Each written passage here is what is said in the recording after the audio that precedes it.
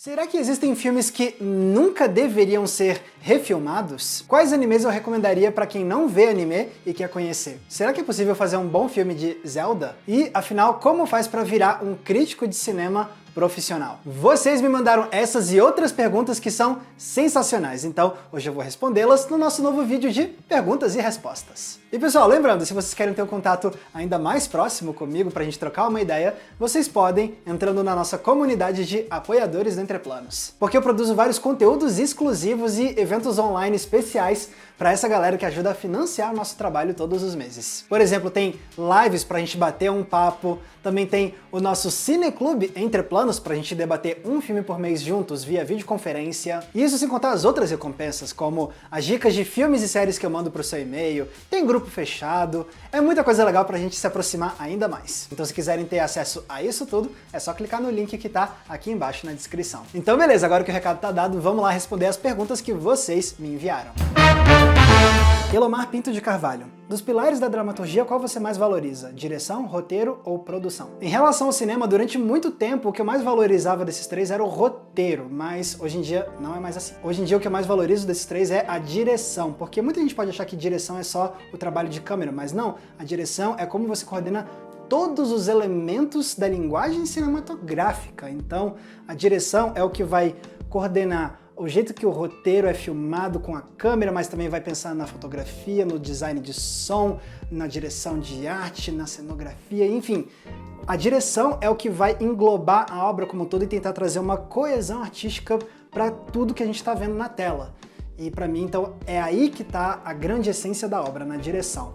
O roteiro ainda é muito importante, mas para mim não é o que eu mais valorizo nesses três pontos que você trouxe. Para mim é a direção mesmo. Glaucio Moraes. Max, o que você acha do estilo Found Footage? Quais são seus filmes favoritos dele? Para quem não sabe do que ele tá falando, Found Footage é o termo em inglês que se usa para falar daqueles filmes de gravação encontrada. Seria mais ou menos isso que significa Found Footage. Gravação encontrada. Ou seja, são aqueles filmes que simulam como se fosse alguém que encontrou uma câmera e aí a gente tá vendo o que aquela câmera gravou. Sendo o exemplo mais famoso de todos, A Bruxa de Blair. E eu acho esse estilo fascinante, tanto em termos estéticos quanto também em termos históricos. Esteticamente eu acho esse estilo muito interessante porque ele trouxe quase uma reflexão metanarrativa sobre como a gente registra as histórias. Ele fala sobre novas técnicas disponíveis para fazer filmes, o que pode constituir um filme ou não. Fala sobre a barreira que separa fato e ficção, filme dramatizado e filme documental. Então é um estilo que fez a gente refletir muito o jeito que a gente faz filmes e como as narrativas cinematográficas podem ser executadas e como isso revela a nossa relação com o mundo, fantasia, com realidade. Eu acho muito legal. E historicamente eu acho que o Found Footage ele é bem um ponto fora da curva na história dos filmes de terror, especificamente, porque virou uma moda, né, esse estilo. Depois de A Bruxa de Blair a gente teve uma série de filmes que usaram isso para trazer terror. E realmente virou toda uma onda durante alguns anos. E por que isso é diferente? Porque, pelo menos pelo que eu tô lembrando agora, antes disso, as principais modas dos filmes de terror eram muito mais sobre as coisas que a gente via na tela, ou seja, a moda dos filmes de monstro, a moda dos filmes dos psicopatas mascarados, a moda dos filmes de espíritos. Então essas ondas, essas fases eram muito definidas pelo tipo de ameaça que a gente via na tela. Mas a onda do Found Footage é diferente, porque não é uma moda baseada no que a gente está vendo na tela, mas sim em como a gente vê o que está na tela.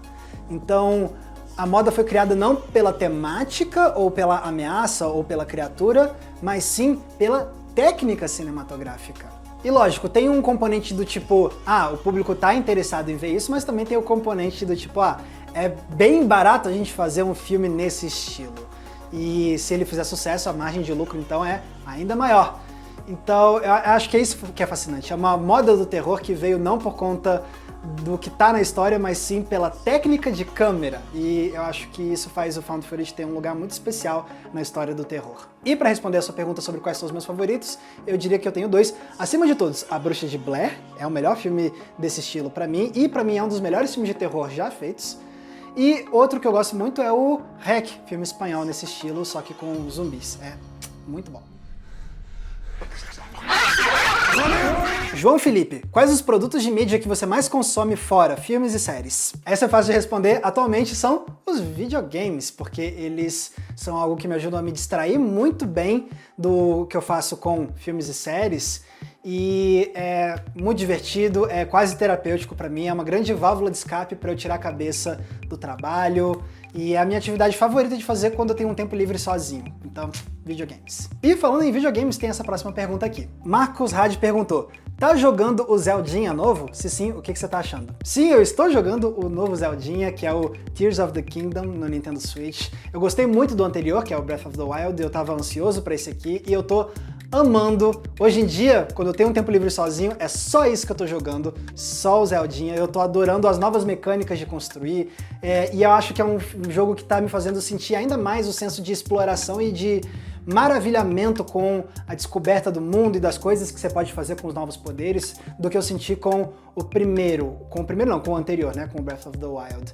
Então, esse pra mim tá sendo, por mais que seja um jogo ainda muito parecido com o anterior, eu acho que ele traz mudanças novas tão incríveis e faz a gente interagir com esse mundo de uma maneira tão inovadora pra série que, nossa, eu tô me sentindo ainda mais imerso nesse mundo. Então eu tô adorando o novo Zeldinha. E falando em Zelda, também tem essa próxima pergunta. Diego Dreossi, acha que um filme de Zelda nas mãos da Illumination vai ser boa ideia? Pra quem não sabe do que ele tá falando, a Illumination é o estúdio francês de animação que ficou famoso com os filmes de Meu Malvado Favorito e que recentemente explodiram nas bilheterias porque eles fizeram o filme do Mario, que estreou esse ano, né? E eu tenho sim algumas opiniões. Pra começo de conversa, eu não sou muito fã dos filmes de Meu Malvado Favorito e eu ainda não assisti o novo filme do Mario, então a minha perspectiva nessa resposta tem esse viés aí. Mas a minha visão é mais ou menos a de que a Illumination ela ficou famosa por um estilo mais cômico e bem infantil mesmo, e isso não é ruim inerentemente. Mas eu acho que esse não é necessariamente o tom que mais combina com Zelda. Sim, Zelda é uma franquia pensada originalmente para crianças e que hoje também está pensando para crianças, para adultos e tudo mais, e logo tem sim espaço para você trazer uma certa comicidade, né, um humor para deixar aquilo leve, mas eu não acho que é isso que define Zelda. Eu acho que Zelda é muito mais definido pelo senso de exploração, de aventura, de maravilhamento com um mundo de fantasia. E não são esses conceitos, esses sentimentos que eu penso quando eu penso nos filmes que eu vi da Illumination. E vale dizer por que a gente tá falando da Illumination, porque tem saído rumores de que talvez a Illumination faça um filme de Zelda por conta do sucesso estrondoso de bilheteria que eles tiveram com o filme do Mario. Então eu acho que fazer um filme de Zelda pra Illumination exigiria uma certa mudança de direção, de tom narrativo mesmo, pra combinar mais com a essência de Zelda.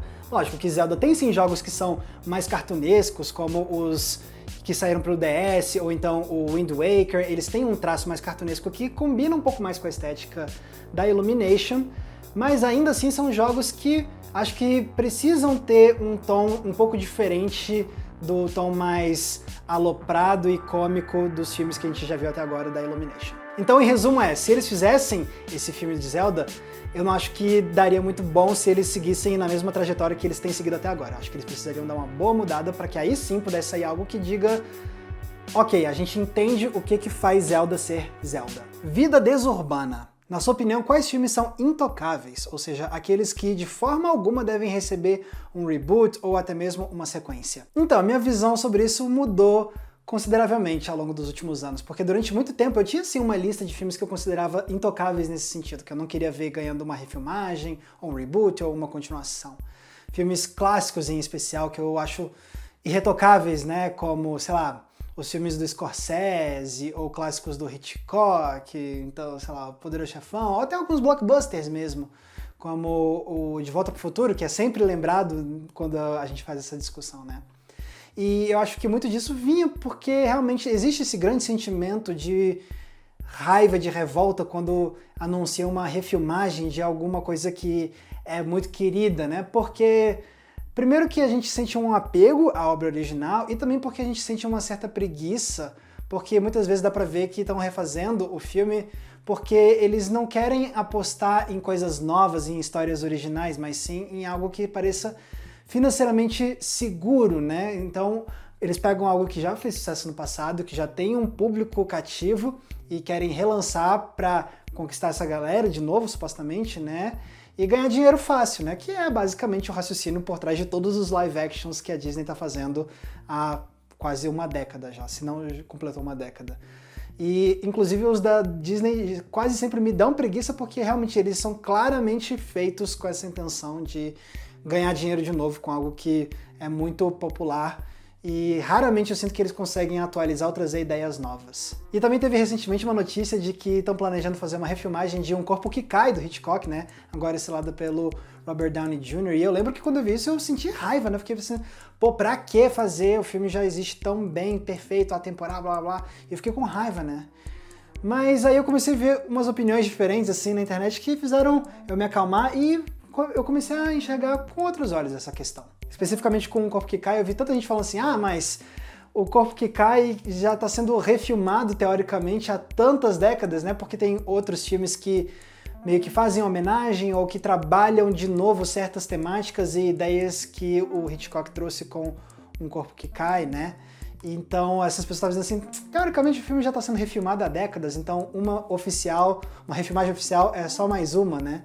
E assim, eu acho que tem uma certa diferença, mas eu entendo o que essas pessoas querem dizer. E aí eu comecei a parar a pensar, realmente, eu não sei se eu preciso ficar com tanta raiva necessariamente com a ideia de todas essas refilmagens de filmes clássicos e que eu gosto também, né? Porque é isso, tem casos e casos, né? Muitas refilmagens realmente são essas bem caça-níquel, mas outras não são necessariamente assim, outras são feitas com um propósito mais com uma atenção artística maior à ideia da releitura. Então são refilmagens que realmente estão atentas a essa ideia de revisitar uma obra que já existe e que pode até ser aclamada, e aí eles prestam muita atenção nisso e veem, ok, como é que a gente talvez pode atualizar a história para refletir o mundo de hoje, ou então o que a gente pode trazer de perspectiva diferente em relação à primeira obra, responder àquilo, né? Quando existe um diálogo maior entre essas duas obras, aí eu acho que é algo um pouco mais interessante, um pouco mais rico de se observar. E aí eu começo a lembrar de refilmagens de filmes aclamados ou de clássicos que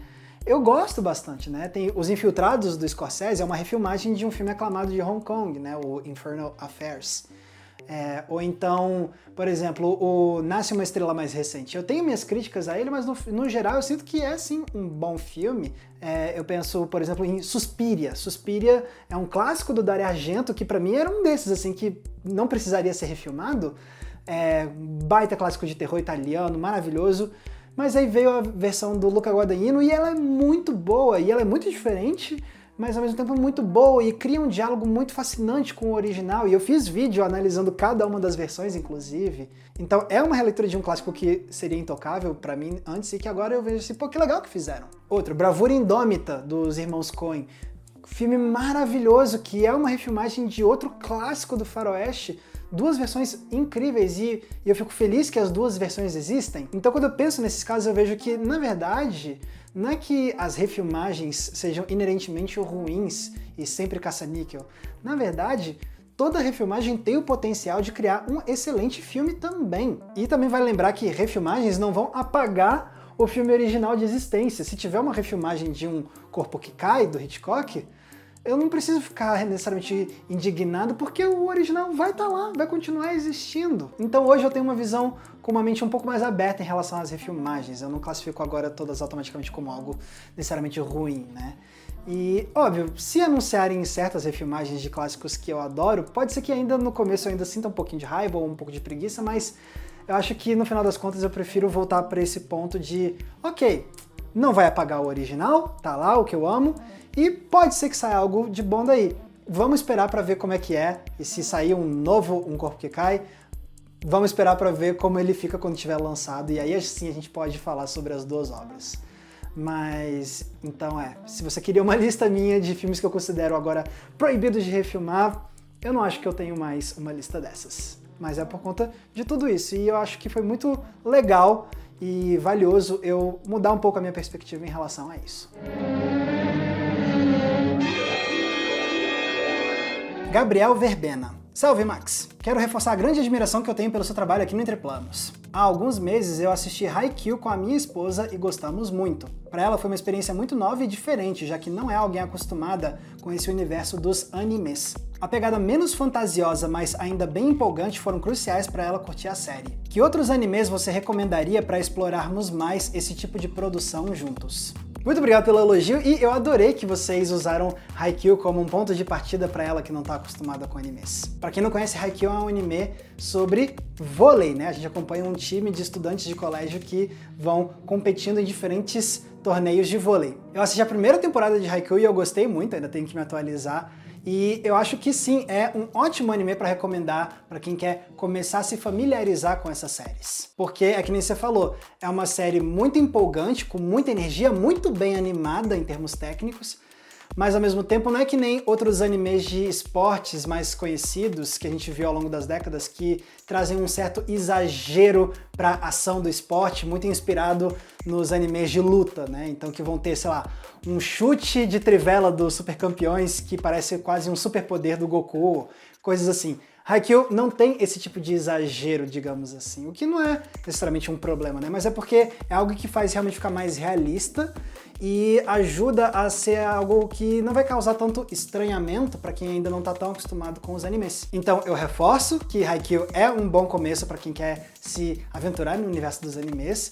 E aí, os próximos que eu recomendaria talvez seria Spy Family, porque Spy Family vai ter muita comédia divertida, vai ter ação, vai ter uma estética bem inspirada em filmes clássicos de espião, mas ao mesmo tempo também não vai ter necessariamente um nível muito grande daquele exagero cômico que a gente vê em muitos animes, que pode causar um certo estranhamento para novatos. Então Spy Family é uma recomendação que para mim vale muito a pena, é divertidíssimo. E depois, se quiserem colocar um pouquinho mais os pés na água do exagero cômico dos animes, aí eu recomendaria um dos meus favoritos da atualidade, que é Love is War. Essa é uma comédia romântica mesmo, sobre duas pessoas que são apaixonadas umas pelas outras, mas não querem admitir, e aí fazem jogos mentais para ver quem consegue fazer o outro confessar o amor primeiro, e aí tem um monte de exagero, sim, mais clássico de comédia japonesa, mas ainda assim é muito legal, muito engraçado, e aí acho que é um bom próximo degrau.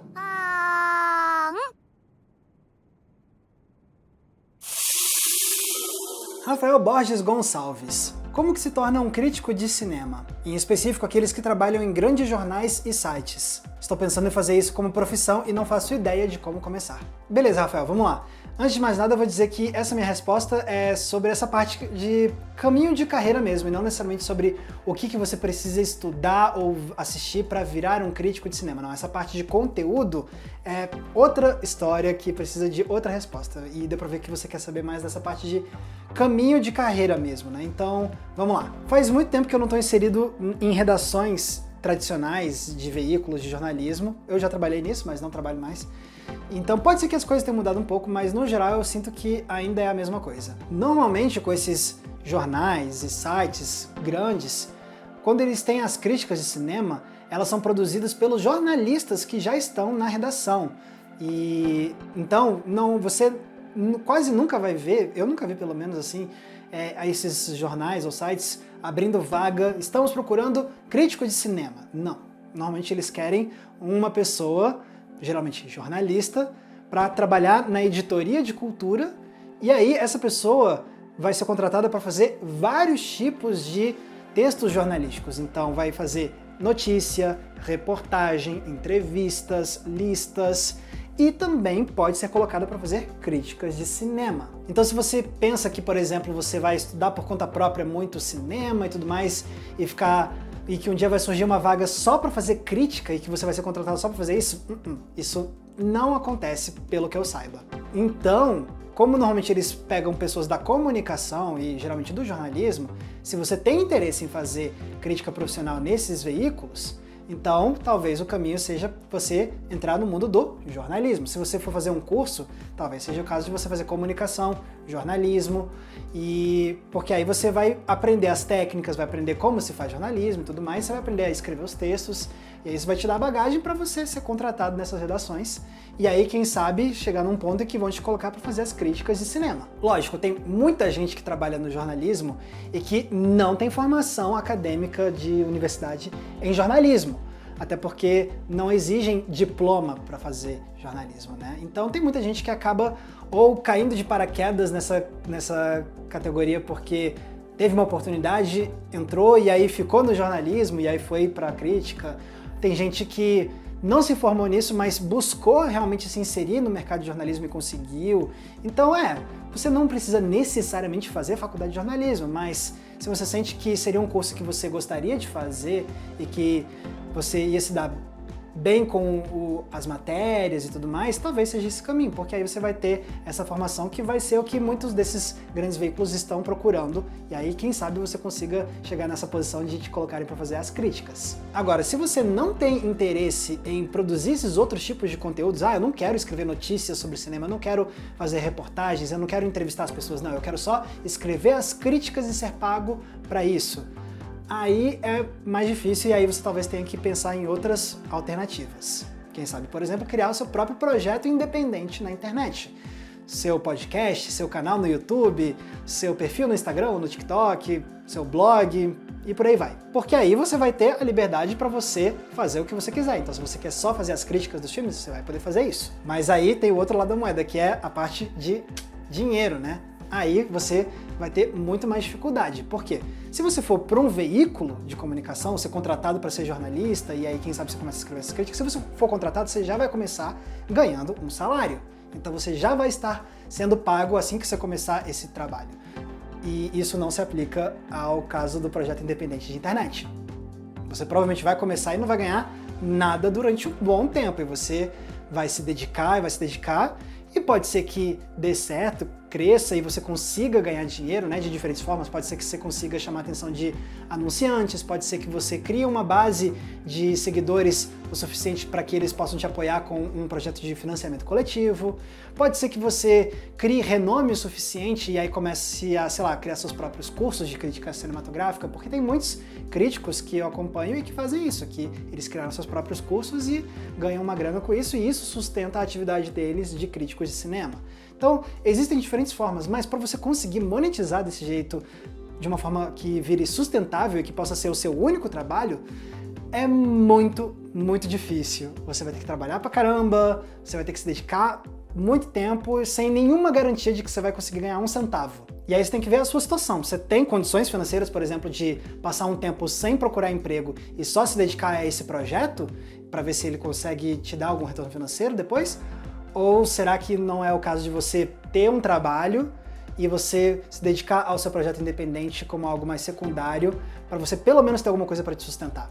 Isso vai de cada um. No meu caso, o que eu fiz foi, eu me formei em jornalismo porque eu queria trabalhar com jornalismo cultural, então durante muito tempo, quase durante toda a faculdade, o que eu ficava sonhando é, eu vou trabalhar num grande veículo, num jornal, num site, numa revista, para falar sobre filmes, séries, música, livros. Esse era o meu sonho, trabalhar nesses grandes veículos. Mas quando eu cheguei no final da faculdade, eu vi que muita gente conseguia criar seus projetos independentes na internet e transformar isso no seu próprio emprego, né? E aí os meus olhos começaram a brilhar mais nessa direção, porque eu com certeza me interessei mais pela possibilidade de ter algo independente e eu ser o meu próprio editor-chefe, digamos assim, do que eu necessariamente estar inserido numa estrutura mais corporativa, hierarquizada, onde eu ia ter que fazer o que me mandassem fazer e tudo mais. Então eu olhei para a independência da internet e a liberdade editorial que isso poderia me dar, eu falei, se eu conseguisse transformar isso no meu emprego, para mim seria o sonho. Então, quando eu criei o Entre Planos, quando eu terminei a faculdade, eu pude me dedicar totalmente a ele porque eu tinha o interesse e também porque eu tinha os meus privilégios, né? Então, eu morava com os meus pais, eu não tinha que pagar conta, eu não tinha que sustentar ninguém, minha família toda me apoiou nessa ideia, né? Então eu estabeleci um período assim, eu vou tentar transformar o Entre Planos no meu emprego, e se depois de 1 ano e meio, talvez 2 anos não estiver dando um centavo, aí ele vai virar um projeto secundário e eu vou atrás de um emprego normal, né? E nesse meio tempo eu consegui fazer o canal crescer, felizmente, e cá estamos nós, 8 anos depois, é o meu emprego já há muitos anos, então eu consegui. Só que é isso, sabe? Esse é o meu percurso, o meu caso muito específico que não se aplica a todo mundo. Então eu não consigo falar para todo mundo fazer exatamente o que eu fiz. Então, porque é isso, sabe? Se eu conseguir transformar isso no meu emprego, é porque, sim, teve muita dedicação e muito esforço e trabalho meu e da minha equipe de editores, por exemplo, mas não é só isso, também teve os meus privilégios e também teve a sorte que eu tive com muitos fatores que conseguiram me colocar nessa direção profissional. É uma combinação muito específica de fatores da minha vida e que não vão se replicar na vida de todo mundo. Então, o que cada um tem que fazer é analisar o seu próprio caso. Se você acha que você vai ficar feliz dentro de uma redação tradicional de site ou de jornal, trabalhando nessa estrutura corporativa e fazendo vários tipos de conteúdos além da crítica, legal, talvez esse seja o seu caminho, quem sabe cursando do jornalismo, mas entrando nesse mercado do jornalismo.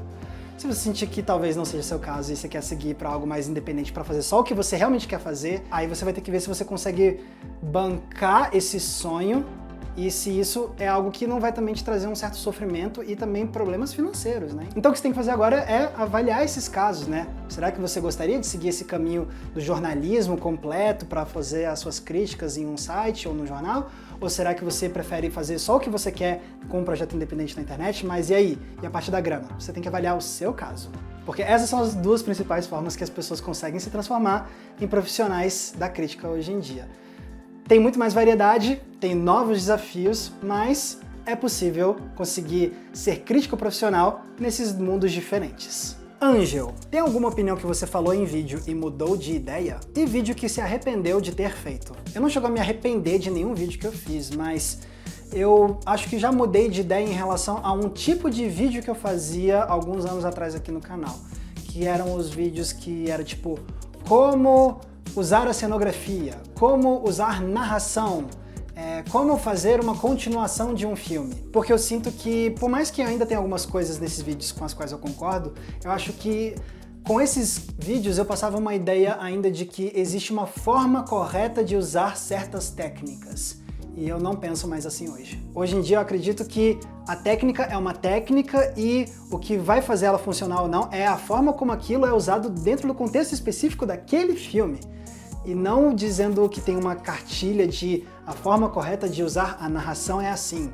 E aí aplicar isso a todos os filmes, porque cada filme é um universo, é uma ideia, é uma proposta muito única. E eu acho que é uma ilusão achar que a gente tem formas e critérios objetivos de como cada técnica deveria ser usada de forma correta. E se não fizer assim, tá errado.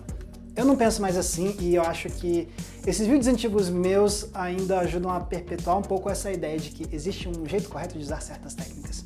Eu não penso mais assim. Mas eu também não me arrependo de ter feito esses vídeos porque eles são também um relato do processo do meu aprendizado com cinema. E eu acho que é importante a gente olhar para trás e reconhecer, pô, eu pensava assim, não penso mais. Então para mim isso é o mais valioso. Reconhecer que minhas ideias estão evoluindo, minha perspectiva muda com o passar do tempo. Porque isso quer dizer que eu tô amadurecendo como crítico, então, por mais que eu ainda discorde da proposta desses vídeos antigos meus, eu não me arrependo de ter feito eles, porque eu precisei passar por isso para chegar na visão que eu tenho hoje, e muito provavelmente daqui a mais 8 anos eu vou olhar para certas coisas que eu penso hoje e talvez não concordar mais, e isso faz parte.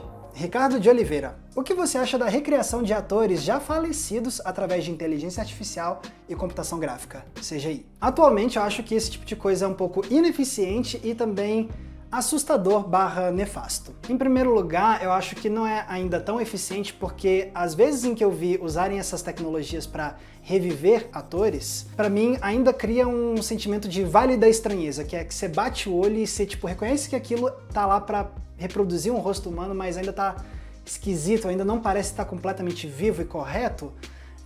Por exemplo, como fizeram com a Princesa Leia no Star Wars Rogue One. Então, do jeito que tá agora a tecnologia, eu ainda acho que não é capaz de criar algo ainda 100% convincente, então por isso que eu não acho que é completamente eficiente para a proposta. E também tem o lado que me parece um pouco, sei lá, perturbador, porque quando você faz isso de trazer o rosto da pessoa de volta depois que essa pessoa faleceu, é como se você estivesse usando o rosto do ator simplesmente como um adereço cenográfico e não como a forma de expressão de um ser humano que está lá em frente à câmera, entendeu? Então é muito enxergar o rosto do ator como um mero adereço mesmo, que está lá só para causar um impacto visual imediato, e é meio que esquecer que um ator ou uma atriz não é só um rosto. esses artistas da atuação, eles não estão lá só para aparecerem com os seus rostos, tem toda a forma como esses artistas individuais conseguem interpretar esses personagens e dar vida a eles.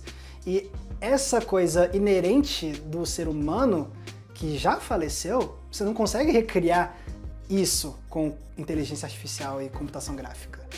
Então, quando você faz isso de só colocar o rosto em cima de outro ator, é isso, é meio que esquecer que esses artistas não são só um rostinho bonito para aparecer na tela, tem todo o trabalho dramático que vem atrás desse rosto, digamos assim, que está impulsionando esse rosto a se manifestar na tela, né? E eu acho que é um jeito muito simplista de enxergar o trabalho de um ator quando você faz isso de só ressuscitar o rosto dele com inteligência artificial. Então, não é uma parada que eu curto, não. Tá vendo então quantas perguntas incríveis vocês me mandaram? Sério, vocês mandaram bem demais. Muito obrigado por terem mandado essas perguntas. Eu me diverti demais lendo todas elas e, obviamente, respondendo aqui em vídeo. E lembrando que se vocês querem ajudar a manter o Entre Planos no ar, vocês podem entrar na nossa comunidade de apoiadores, como eu já mencionei, ou se não puderem entrar no Apoia-se, vocês podem usar o botão de Valeu Demais, que tá aqui embaixo, porque ele é tipo uma gorjeta que vocês deixam pra gente nesse vídeo específico. E lembra também que se quiserem me acompanhar nas redes sociais, é fácil, basta vocês me procurarem usando os nomes que estão aparecendo aqui embaixo de mim. Muito obrigado mais uma vez pelas perguntas e a gente se vê no próximo vídeo. Um abraço e até a próxima sessão.